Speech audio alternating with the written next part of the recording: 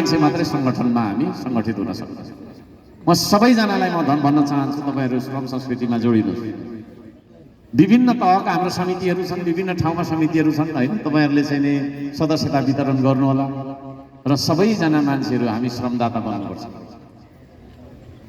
अनि यो देशलाई उठाउनुपर्छ।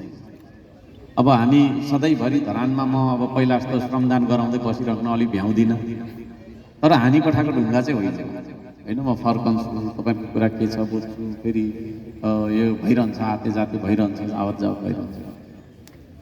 म गइसकेपछि श्रमदानको कार्यक्रम होइन सिलिङ बिलिङ हराइहाल्ने, तितर बितर भइहाल्ने हुनुहुँदैन।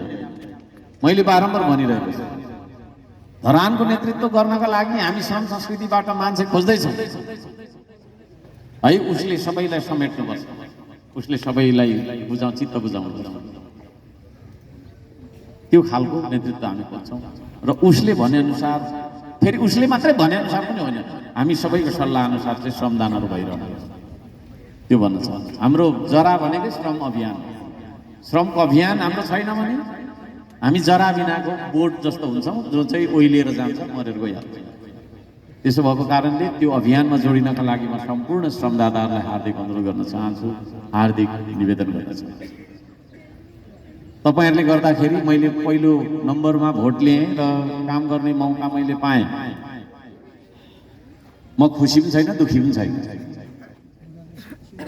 खुसी कुन अर्थमा छैन भन्दाखेरि यो कुनै ठुलो त्यत्रो उपलब्धि होइन मेरो लागि, यो एउटा सिँढी मात्रै हो।